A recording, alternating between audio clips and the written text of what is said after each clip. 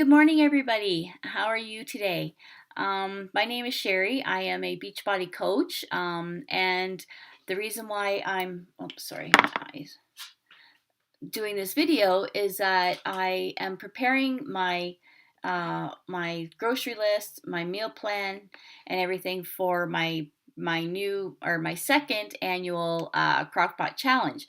And I thought, what better way for me to do this than to hit two birds with one stone and show you guys exactly what it is I do. So that helps me stay on track. That helps me be successful in my week of planning, and there's no thought or no effort that I have to try.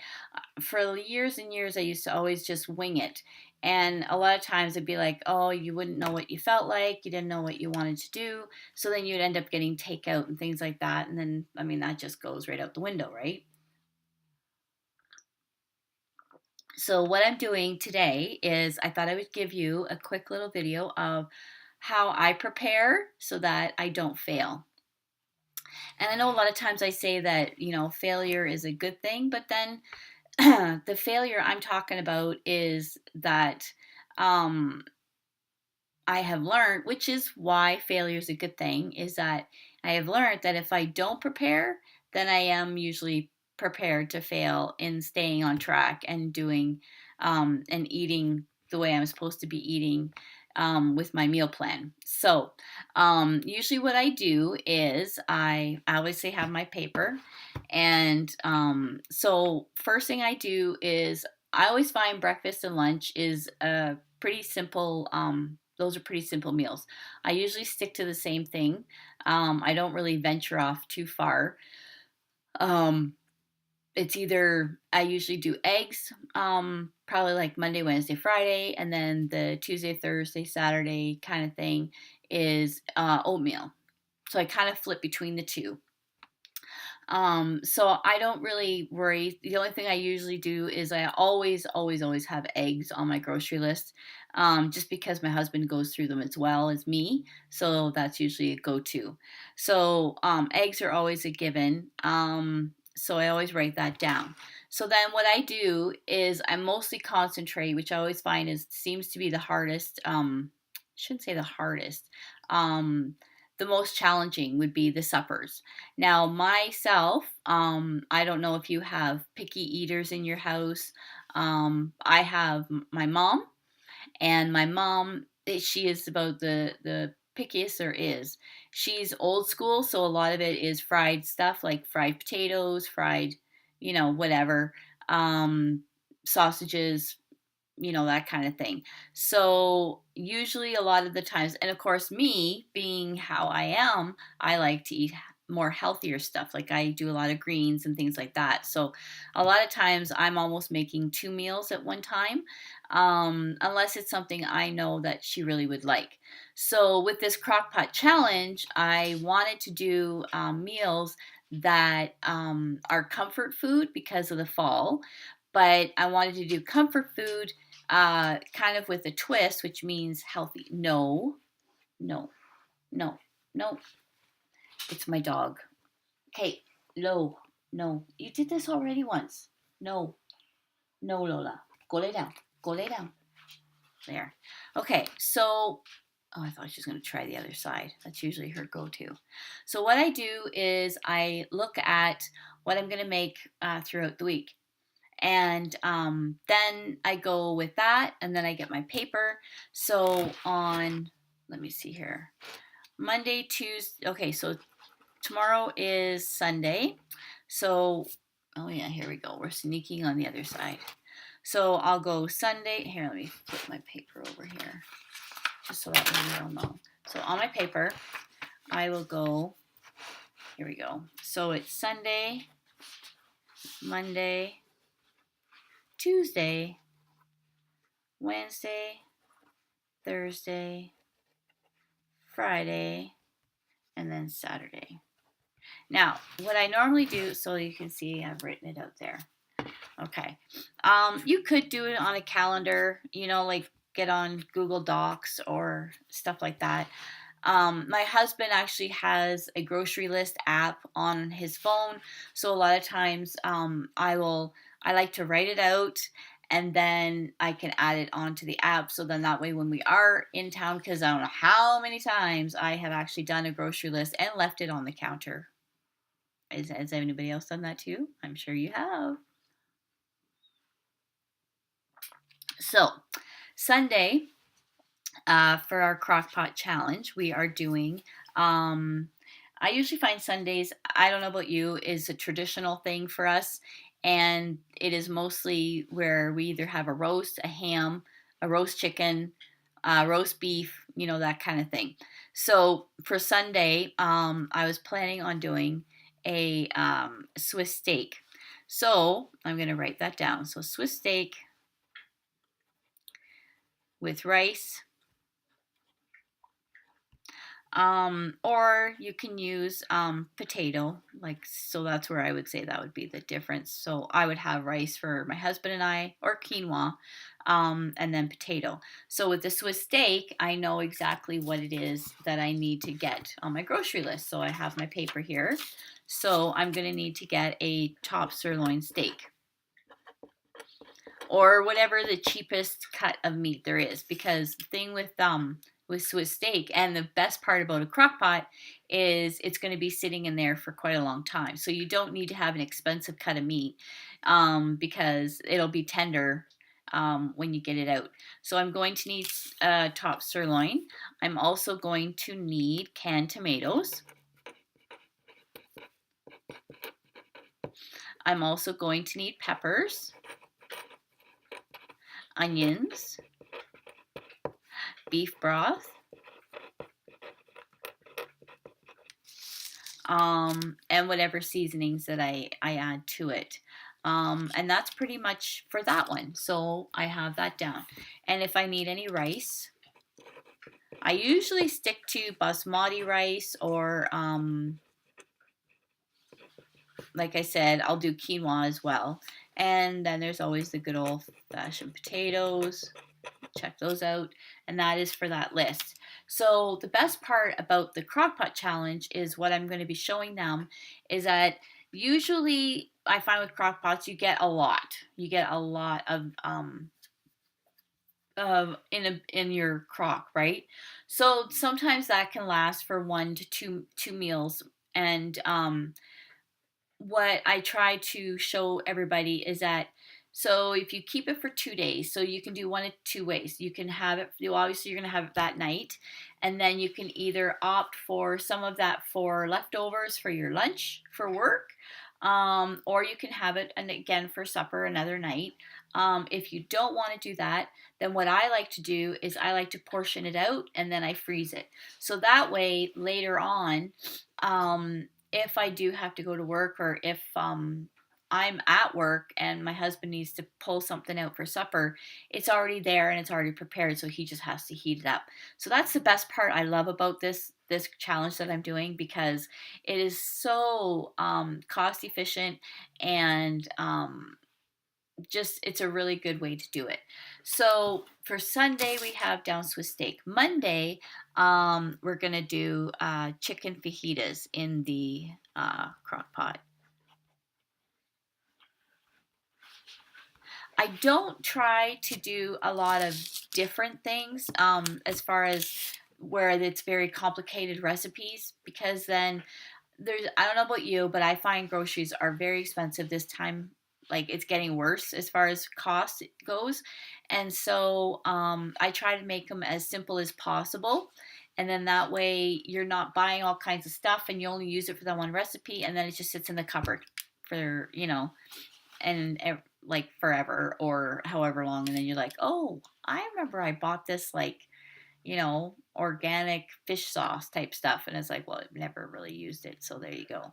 So that's one of those things that I like to prepare myself, is to make sure they're simple, quick, and you're not spending an hour and a half in the kitchen trying to get it ready, and then, that kind of thing. So for chicken fajitas, which that is usually a go-to, is for sure, is chicken breast and peppers. So I've already got peppers for the Swiss steak, and I need peppers for the chicken fajitas. So what I'll do is I'll put a little bracket and put, okay, I'm going to need like 2 bunches of that. The chicken breasts, because what I'm doing is that I'm going to be doing the chicken fajitas. I'm trying to think what other I have a I have another list of what the meals are that I'm going to be doing this week. So I put down chicken breasts. I've got down peppers and onions already. So then it would be more so for seasonings and things like that. So then I would check to make sure I have my fajita seasonings that I do. So it's usually cumin, which I know I'm running low on because I use it a lot. Chili powder and bit of garlic. And I think that's pretty. Oh, and then chicken broth. I'll need chicken broth. Chicken broth. So then we go on. Now the fajitas, that's a really simple, I always love doing fajitas. And then I always put them in, I portion them out, and then I put them in for the freezer. And then that would be stuff for my lunch. So I wouldn't really necessarily have chicken fajitas again the second night because there probably wouldn't be a whole lot left over with my husband anyway. So whatever we use that night, and then whatever's left over, I would portion it out. So Tuesday, we're going to be doing meatloaf in the crock pot, and I am going to be doing mashed cauliflower, and then of course regular potatoes for my mother. It's kind of funny. So for meatloaf, now this is another option for some people. You can use ground beef if you want, like a very nice lean ground beef, or you can use ground chicken or turkey. So I wrote that on my grocery list, and then I'm going to need cauliflower for sure. There we go. And then I double check to make sure because I have the recipe. Okay, do I have ketchup? Do I have my, seeds, breadcrumbs, things like that? I've already have eggs down, so that is a go-to. We usually have to get at least 2 dozen of eggs. There we go. Okay, and then as I say, I'm writing it down there. So then the meatloaf itself, like I said, I will portion that one out as far as portion it out so that way there'd be enough for leftovers if I'm not home and hubby wants to make a quick supper for him and my mom. Okay, so Wednesday, a new recipe that we're doing is called black bean soup. Now, this is a definite no for my mother, so I'll have to, this is where I said I would save some of the meatloaf for the night before, and then that would be her meal, because she would have that every day if she could. So for black bean soup, I need to make sure I have black beans, corn, canned tomatoes, so there, I'm going to add a number 2 beside that. And then broth, so I'm going to add another 2 for that. A lot of times what I do for the broth is I actually do have, I get like a vegetable broth, which is really good for meatless kind of meals like that. So I don't need any meat for that one, so that will be a good alternative for either meatless Mondays. You're kind of switch that way. So Thursday, we're going to be doing a mac and cheese, and that will be a healthier version of mac and cheese. So with that recipe, we're going to need, what we're doing is it's going to be a whole wheat pasta, not just a plain pasta, cheese, eggs for sure, we already have eggs, milk,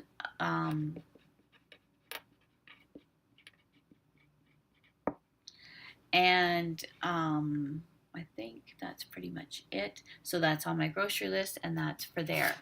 And so then Friday, I believe on our recipe, it is 1, 2, 3 Friday. So it's Friday. is going to be a stir fry. So we usually do the beef and broccoli stir fry.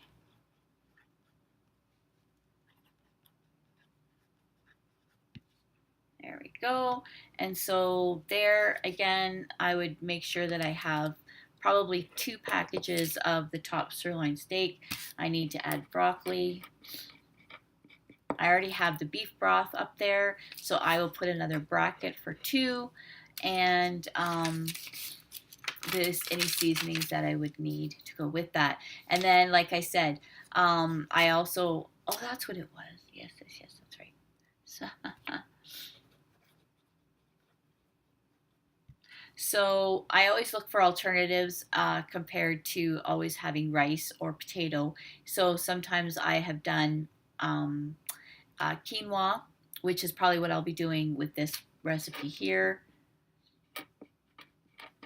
I find it so super easy to make, and it is very good for my husband as well, with him being a diabetic. And then lastly, we have spaghetti. Now I'm doing this spaghetti with a bit of a twist, and it's going to be with spaghetti squash. And you actually put the spaghetti squash in the crock pot, and then the sauce is all around it, and that helps cook it up. So I'm pretty excited about that one. So for spaghetti, I will need spaghetti sauce, mushrooms. I already have canned tomatoes, so there I will increase that to a 3 because I'm going to have it for 1, 2, 3 meals. Spaghetti squash, make sure I have that. And then what I will do is I will make sure that I have regular spaghetti for my mother. So that's when I will put in my ground turkey. So I'll need 2 of those, and peppers for sure. And so there. So there is my menu. It's all done. I have my grocery list. It's all done. And it's as simple as that. And then I've already prepared. I don't have to worry about it. The only thing I would make sure that I do have is my Ziploc bags or containers, whichever one is easiest. And then, yeah, and you're good to go. So I hope this video was very helpful. It is certainly one of those ones that I find it is I know it seems like it's a time consuming in the beginning, but honestly, it is a huge time saver, money saver in the long run, because you might do a little bit of time here, but in the end, it's already there and you're already ready to go. You don't even have to think about it. You already know what you're having for supper, and you're all set. So I encourage you to do this. It does end up becoming a very easy habit to get into, and very successful. So if you have any questions or anything like that, please feel free to go ahead and contact me, and I will help you every step of the way if you're having trouble with anything in particular. But other than that, I think you're good to go. So thank you so much for this video, watching this video. I just love reaching out and sharing everything that I have learned in my journey, and I hope to see your journey as well. All right, talk to you later.